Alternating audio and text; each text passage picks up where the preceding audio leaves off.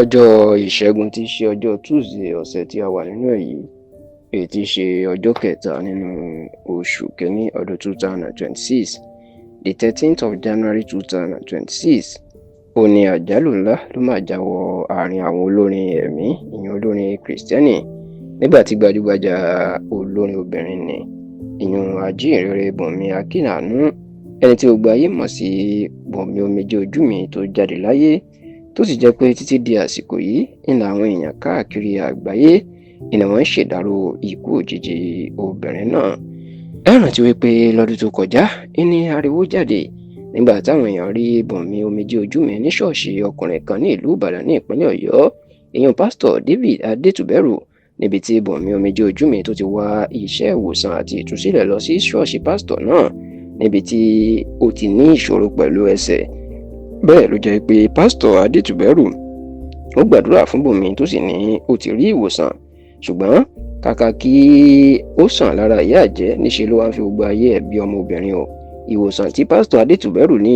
Bùnmi ó ti rí pé àdúrà ẹ̀ ti gbà kò má rí bẹ́ẹ̀ o, nítorí pé níṣe ni ìlera ẹ̀ wá ń burú sí i látìgbà náà, èyí tó jẹ́ kí wọ́n padà gbé e lọ sí ilé ìwòsàn, tó sì jẹ́ pé gbajúgbajà olórin ẹ̀mí ni ajíhìnrere Michael Akínyọlá tí gbogbo ayé mọ̀ sí Aláyọ̀ Melody Singer, òun ló bẹ̀rẹ̀ sí ní máa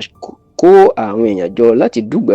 láti gba ẹ̀mí Bùnmi Omijé Ojú Mi là, tó kéde pé ká máa dá owó jọ fún un láti ṣe ìtọ́jú ẹ̀, tó sì jẹ́ pé ní tọ́rọ́kọ́bọ̀ àwọn èèyàn bẹ̀rẹ̀ sí ní máa dá owó jọ fún Bùnmi Akínàánú Omijé Ojú Mi. Látìgbà náà kò sẹ́ni tó gbọ́ nǹkan kan mọ́, di ọjọ́ mẹ́ta sẹ́yìn tí gbajúgbajà olórin ẹ̀mí ni Bùsọ́lá Òkè tí gbogbo ayé mọ̀ sí Ẹlẹ́yẹlé tó ní káwọn èèyàn máa gbàdúrà gidigidi fún Bùnmi o, ṣùgbọ́n tó jẹ́ pé ọjọ́ Tuesday ọ̀sẹ̀ tí a wà yìí ìnìrín wò sájànàkú tó sùn bí òkè,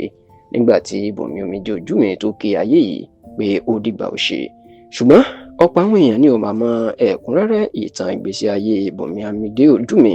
àti bí ó ṣe pàdánù ẹ̀mí ẹ̀ pẹ̀lú ibi tí ó padà kú sí. Nínú ìwádìí tẹlifíṣàn Yorùbá Tòótọ́, àwọn tí wọ́n súnmọ́ ọmọbìnrin náà wọ́n jẹ́ kó dé mọ̀ wípé lẹ́yìn ìgbà tí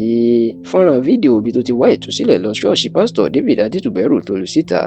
ẹni obìnrin náà ni wọ́n ti kọ́kọ́ gbé wá sí ilé ìwòsàn kan ní Ìkẹjà tí àforúkọ bò láṣìírí. Wọ́n ní nínú ilé ìwòsàn náà ni wọ́n ti ń ná òbítíbitì owó lójoojúmọ́, kódà wọ́n ní owó tá ń ná lójúmọ́ ó fẹ́ súnmọ́ ẹgbẹ̀rún lọ́nà ẹ̀ẹ́dẹ́gbẹ̀ta náírà 500,000 naira, nítorí wọ́n ní àìsàn tó ní ṣe pẹ̀lú àìsàn jẹjẹrẹ kánsà ni ló ń da Bùnmi Omijé Ojú Mi láàmú. Nígbà tí ọ̀rọ̀ náà tó fẹ́ yíwọ́ ní ilé ìwòsàn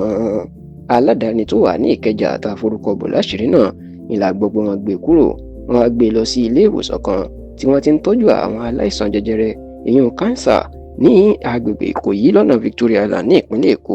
Ibẹ̀ gan la gbọ́ pé Bùnmi Omijé Ojú Mi wà tó ti ń gba ìtọ́jú láti ìgbà tí wọ́n ti gbé e lọ.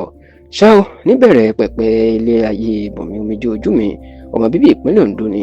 bẹ́ẹ̀ ló jẹ́ pé òṣìṣẹ́ ilé ìfowópamọ́ Ecobank ni, èèyàn pé báńkà gẹ́gẹ́ báwọn olóyìnbó bó ṣe máa ń sọ ní Bùnmi Omijé Ojú Mi. Ṣùgbọ́n láti inú ṣọ́ọ̀ṣì ló ti ní ẹ̀bùn orin kíkọ, nígbà tó sì bá àwọn akọrin ìjọ ECWA tó bá wọn ṣe késẹ́ẹ̀tì ìbéèrè ńlá níbi tó ti kọrin Omijé Ojú Mi ń béèrè àánú rẹ̀. Orin yìí ló máa gbé òkìkí Bùnmi Omijé Ojú Mi jáde. Ìgbà náà ló sì fi iṣẹ́ báǹkì sílẹ̀ tí kò ṣe òṣìṣẹ́ Ecobank mọ́, tó sì bẹ̀rẹ̀ sí ní kọrin orin ẹ̀mí níbi tó ti padà gbé oríṣiríṣi orin jáde èyí tí ó jẹ́ ìtẹ́wọ́gbà fún àwọn ọmọ Nàìjíríà.